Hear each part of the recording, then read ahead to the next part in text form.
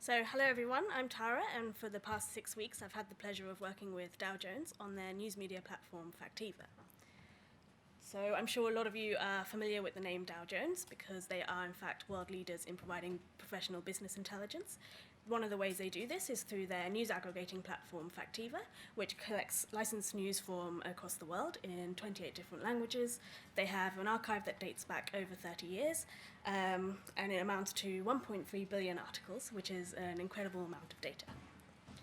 So to make this archive usable, Dow Jones applies content tagging to articles as they enter the system.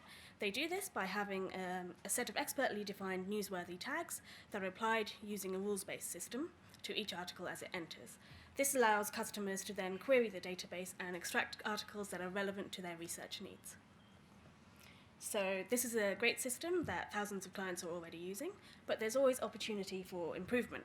And one of the areas that Dow Jones highlighted is this perceived inconsistency over the archive, because the set of newsworthy tags is constantly changing as our news cycle changes.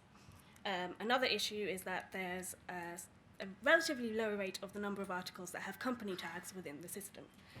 This is partly because articles are tagged at their point of entry, so if their content becomes newsworthy much later on, they will be missing those tags. So there's some untapped potential within the articles.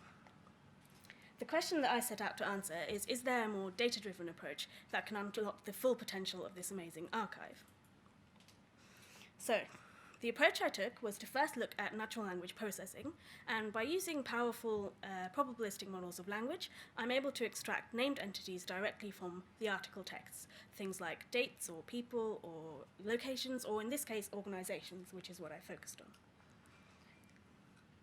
I first applied this named entity recognition to a sample of articles that didn't have content tags in the Factiva system, and I was able to identify potential tags for 84% of those. But as you can see from some of these examples, it's not a perfect system, as some of these aren't even companies. So there was some work left to be done, and one of the first things I had to do was mimic how Factiva does their tagging by taking those named entities and reducing it into a set of companies that belong to the article. The next thing I have to do is validate these new companies from the NLP system against the existing Factiva system to make sure the algorithm cares about the same information that we do. And the third thing is, when there are companies that aren't in the Factiva system, we need to validate that they're real legitimate companies using an external source so that we avoid those false positives we had before. Luckily, all three of these objectives rely on one concept, which is fuzzy string matching. This is a way to compare two pieces of text and see how similar they are to each other. So I focused on first comparing different string matching algorithms, and I found that one would perform well in some cases and another in other cases. So I combined them into a random forest classification model. This allowed me to optimize the decision making. By doing this, I was able to compare the two methods, the NLP and the existing Factiva method, and I found for 33% of the articles we get a good overlap between the two methods. For 33% we get full overlap, for 40% we get partial overlap, so the NLP system is recovering information that we care about. The remaining 27%, we get two distinct sets of company tags. So what about these new tags that weren't in Factiva?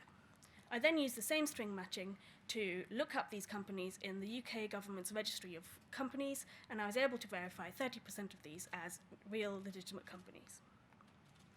So, what do I want you to take home from this? Well, this is a new agnostic approach to content tagging for Dow Jones, and it can be used to deal with those inconsistencies in their historic archive and fill in some of those missing tags. But more importantly, because it's data-driven and it doesn't impose any rules upon the data, it allows us and Dow Jones and their customers to unlock the full potential of this amazing archive. So, thank you very much.